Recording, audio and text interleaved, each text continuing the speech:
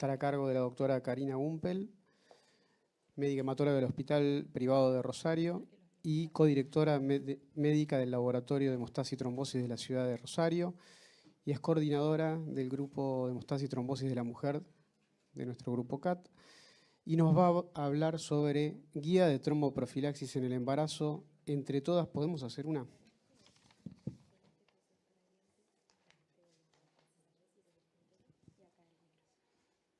Bien, bueno, primero que todo, muchísimas gracias a todos por estar acá y muchísimas gracias también a la gente que hoy nos está siguiendo en el canal de YouTube.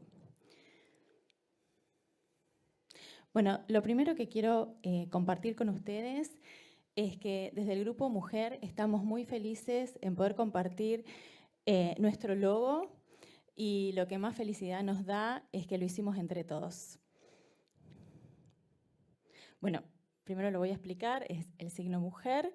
Este es un vaso que está en perfecto equilibrio, tenemos arterias, venas y mujeres que no trombosan ni sangran. Bueno, y ya metiéndonos en el tema de las guías, que creo importante que hagamos algunas aclaraciones antes.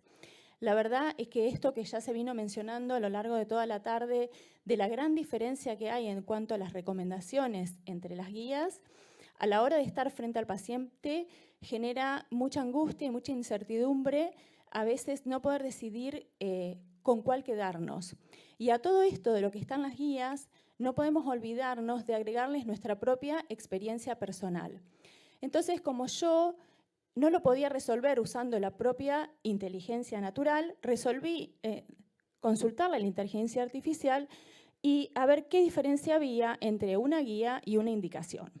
Entonces, las guías representan un marco de referencia que están para ayudarnos a tomar decisiones dándonos la mejor evidencia. Pero ¿qué es el médico quien definitivamente va a decidir cuándo y a quién aplicarlas?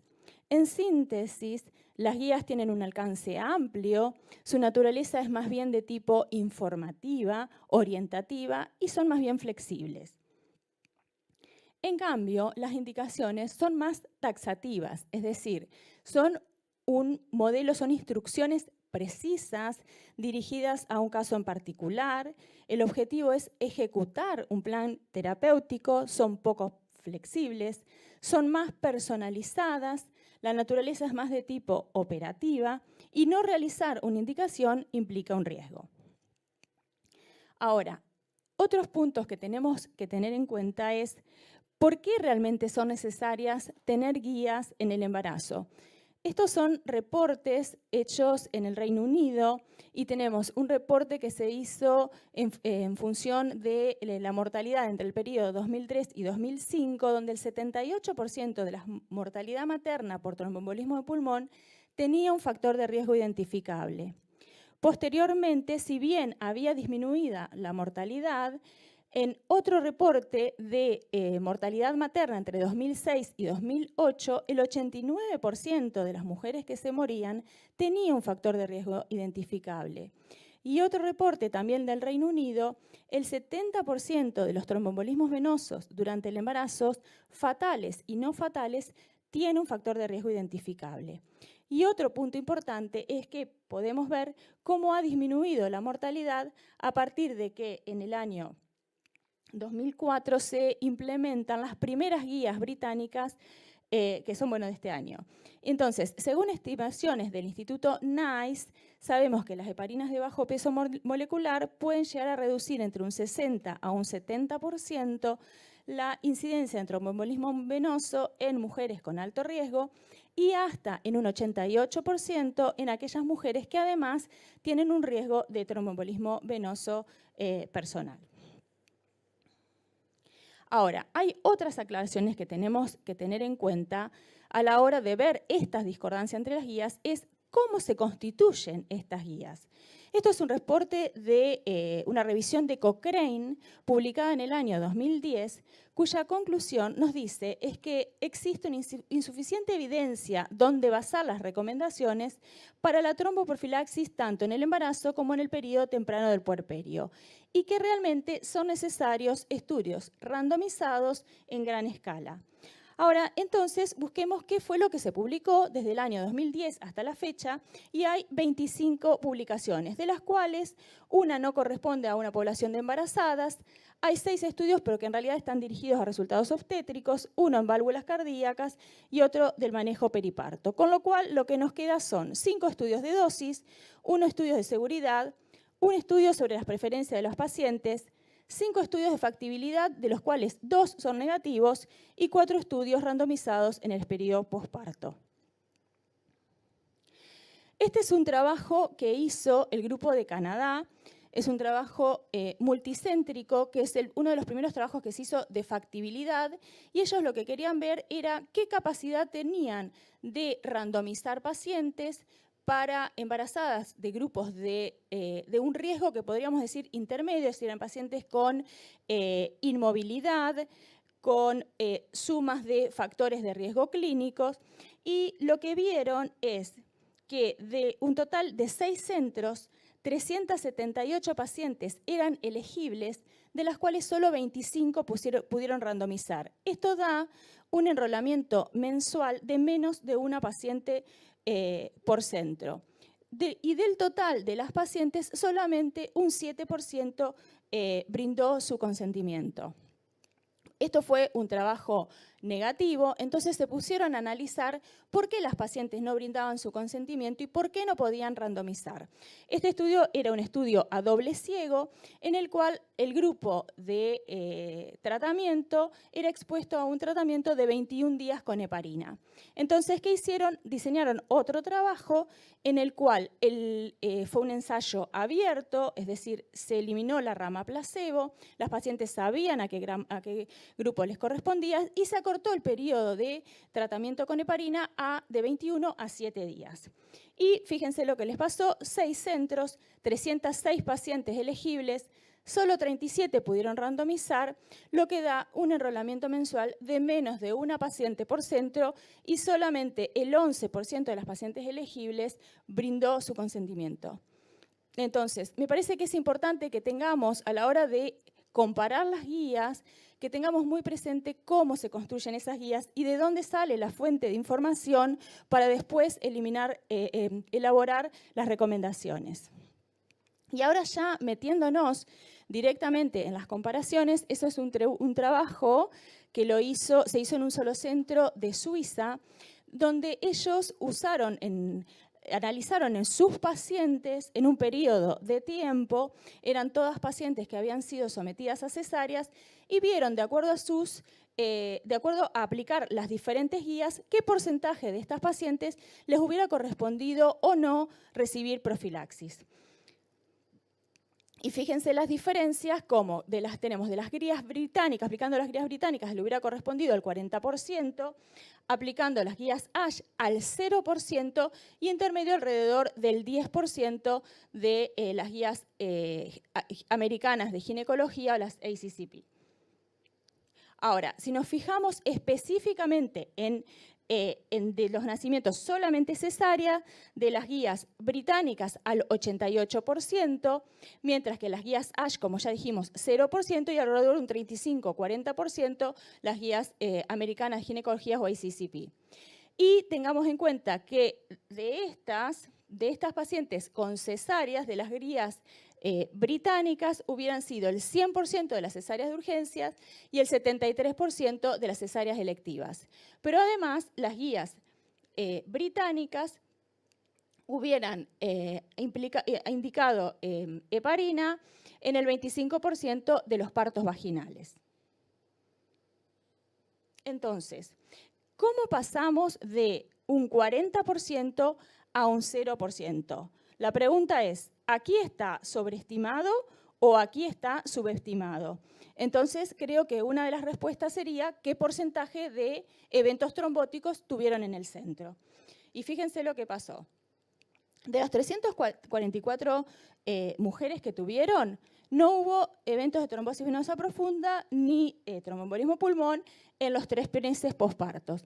Solo tuvieron 2 eventos trombóticos, de los cuales uno fue una trombosis venosa superficial de miembros superiores y otro una trombosis de vena ovárica izquierda, pero estas 2 mujeres eran bajo riesgo en todas las guías, con lo cual no hubieran tenido indicación de tromboprofilaxis. Y además, ninguna de estas pacientes tenía antecedentes de tromboembolismo venoso personal, solo hubo 3 mujeres con trombofilias, de las cuales 2 eran protrombinas 2210 heterocigotas y una tenía un SAF. Pero además, en este centro aplican tromboprofilaxis farmacológica a todas las cesáreas, lo cual eso influye obviamente en los resultados. Entonces, frente a una paciente embarazada, la pregunta es, ¿qué guía aplico? Estas son las guías más conocidas. Tenemos las guías del ACCP del 2012, las guías canadienses del 2014, las guías británicas del 2015 y las guías americanas que tenemos desde el 2018, que son las de ginecología y obstetricia, las guías de la Sociedad Americana de Hematología del 2018, y este es un grupo de hemostasia y trombosis en la mujer alemán del año 2019. Y ahora las vamos a analizar un poquito cuál es la filosofía de cada una de ellas. Vamos a empezar por el punto en el que todas las guías se ponen de acuerdo, que es la indicación de profilaxis farmacológica a nivel antenatal y postnatal por 6 semanas en mujeres que tienen historia previa de tromboembolismo venoso no provocado o en relación a hormonas. Ese punto no entra en discusión, todas coinciden. Y lo mismo en pacientes que tienen historia familiar de tromboembolismo venoso más un factor 5 de Leiden o una protrombina 2210 homocigotas. Entonces, las guías del American College del 2012, ellos se hacen una pregunta, son 8 preguntas donde evalúan el riesgo-beneficio de la terapia antitrombótica, de las cuales las que nos afectan a nosotros en cuanto a tromboprofilaxis son las técnicas de reproducción asistida, tromboprofilaxis en cesárea, mujeres con historia previa de tromboembolismo venoso, mujeres portadoras asintomáticas de trombofilias y las que tienen historias de complicaciones obstétricas. Se hace una revisión bibliográfica de literatura solo escrita en inglés entre los años 2005 y 2010, siguen lineamientos GRADE, incorporan las preferencias de las pacientes y ellos proponen que ante la falta de evidencia de estudios directos randomizados, extrapolan resultados de poblaciones no embarazadas. Entonces, en aquellas circunstancias donde las recomendaciones son dudosas y recomiendan incorporar factores de riesgo clínicos, consideran alto riesgo aquellos que tienen un criterio mayor, que son aquellos cuya sumatoria da mayor a un riesgo del 3%, o 2 menores, que son aquellos cuando la sumatoria da un 3%, pero que per se son menos del 1%.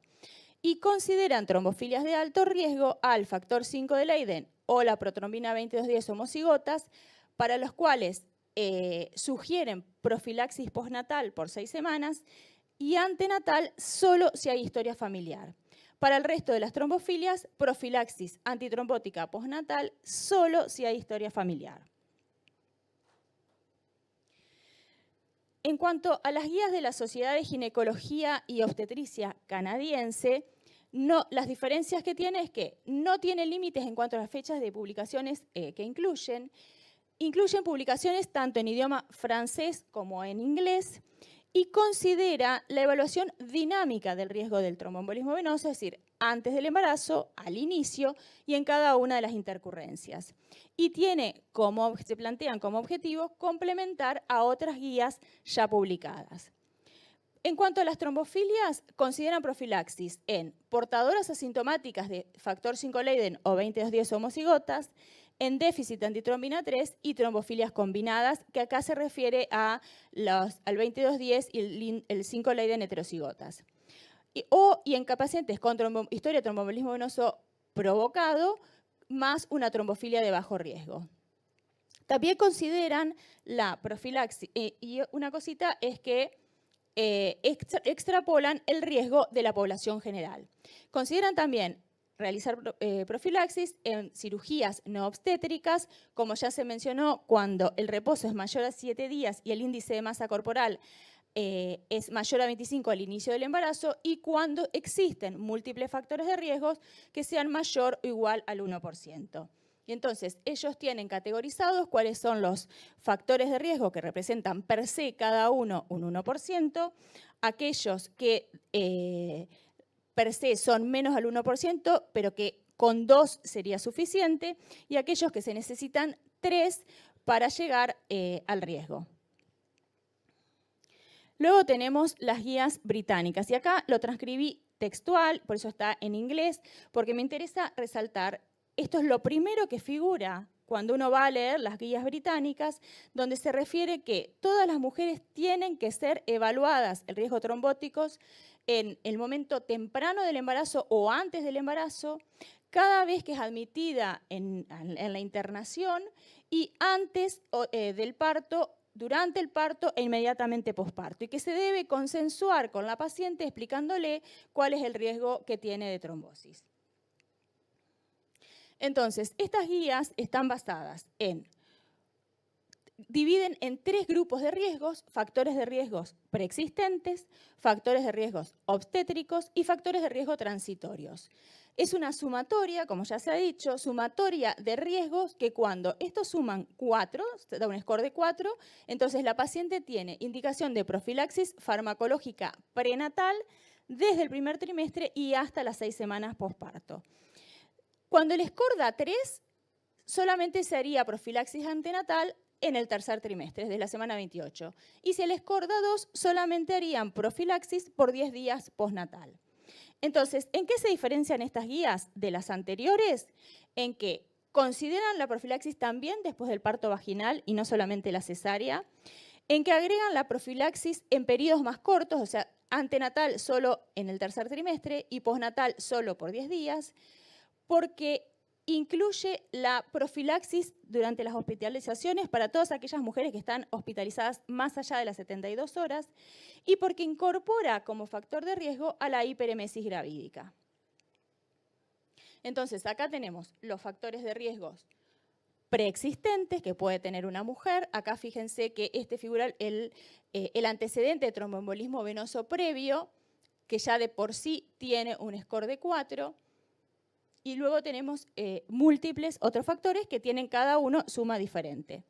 Después tenemos factores de riesgo que se van a incorporar durante el embarazo, que puede ser la cesárea, la multiparidad, un parto prolongado, la hemorragia, las infecciones. Y factores de riesgos transitorios. Luego tenemos las guías del American College del año 2018, están basadas en opiniones y consenso de expertos. Básicamente se basan en recomendar la profilaxis en función de la historia familiar y el antecedente de tromboembolismo venoso.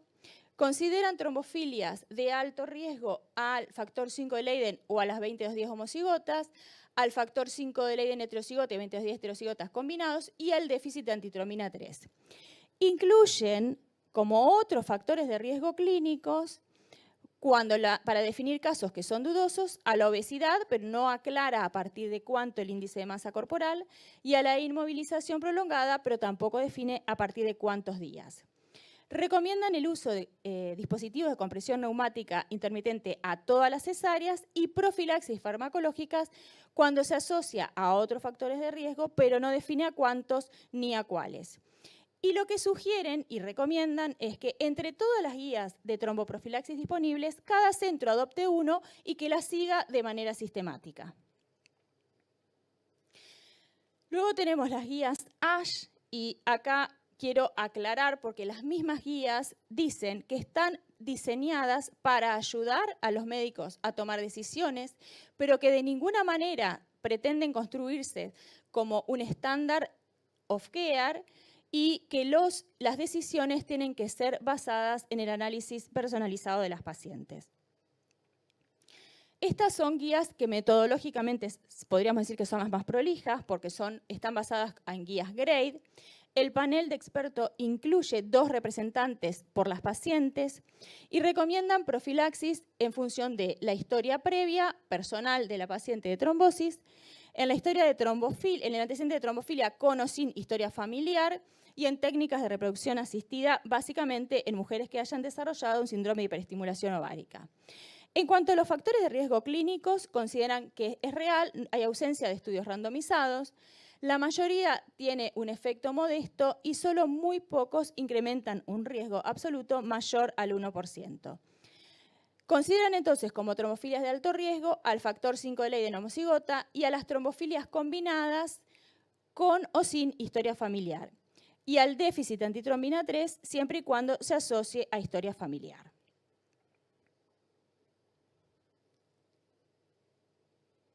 Y luego tenemos las recomendaciones del grupo de, podríamos decir, de hemostasia y trombosis en la mujer de Alemania, que fueron publicadas en el año 2019.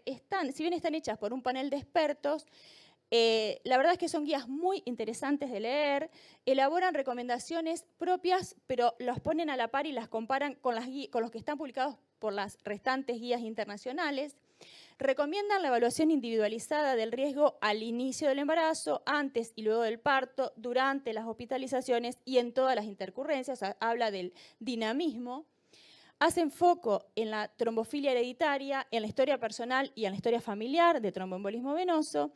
Incorporan algunos factores de riesgo clínicos, hablan del efecto multiplicador de la obesidad y la inmovilización, del síndrome de hiperestimulación ovárica y en las cesáreas complicadas, pero no en las cesáreas programadas.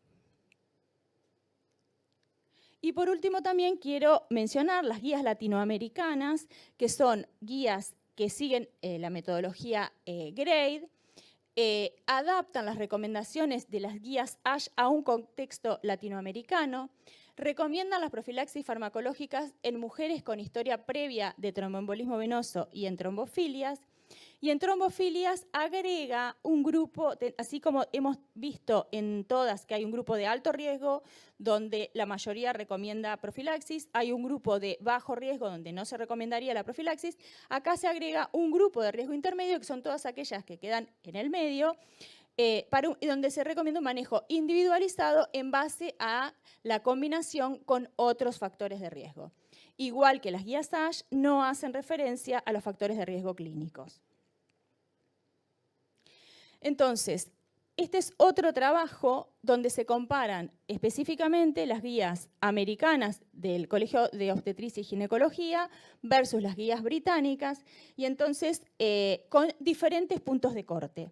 Entonces, fíjense que en tromboprofilaxis antenatal de 638 embarazos le hubiera correspondido, usando las guías británicas, a un 20% versus las guías americanas con un punto de corte de 2 a un 12%.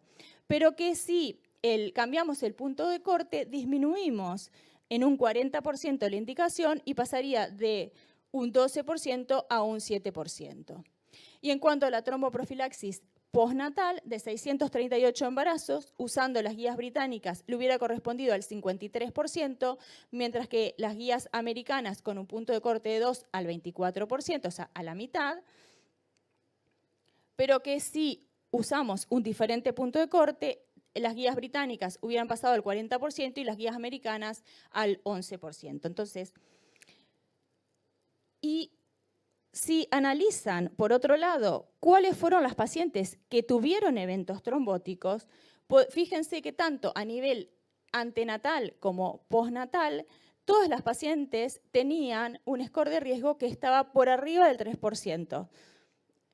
O sea, todas hubieran quedado cubiertas. Aún así, es muy difícil tomar las decisiones porque aún subiendo el punto de corte a 3%, y ahora se los voy a explicar mejor, otro aspecto importante que tenemos que tener en cuenta es el NNT, es decir, cuántas pacientes voy a tratar para prevenir un evento trombótico, y el NNH, es decir, cuántas pacientes necesito tratar para dañar, es decir, para tener un evento hemorrágico.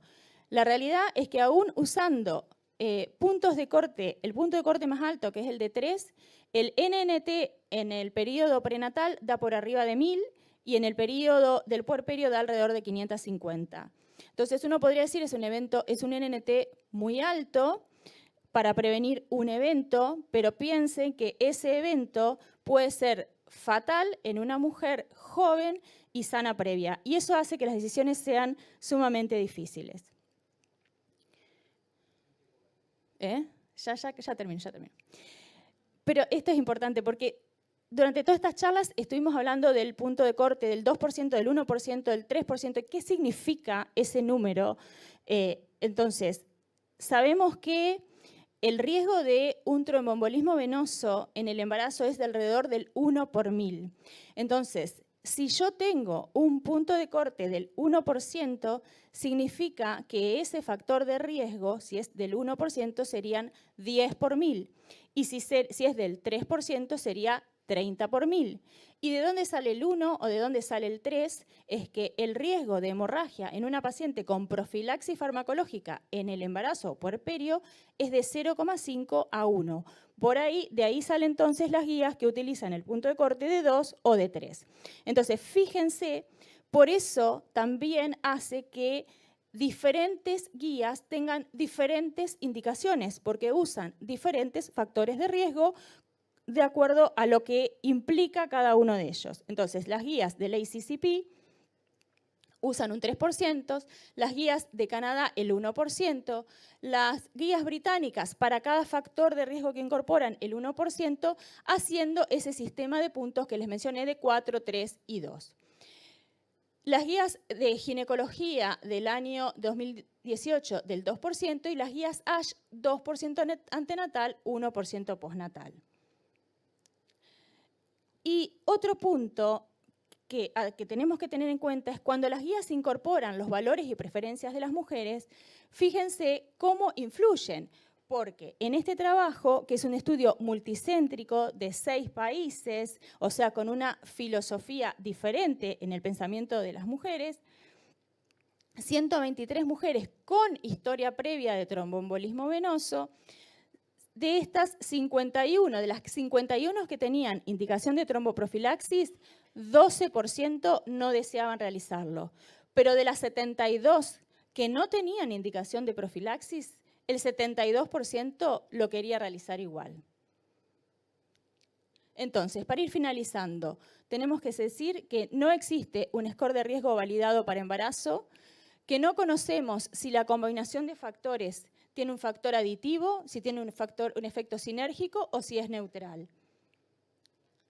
Y esto sí me parece, digamos, si tuviéramos que elegir un mensaje para llevar a casa, es esto, es decir, el embarazo, tenemos que evaluar el embarazo como un proceso dinámico. Es decir, este es el riesgo que tenía la embarazada, la mujer joven antes de embarazarse.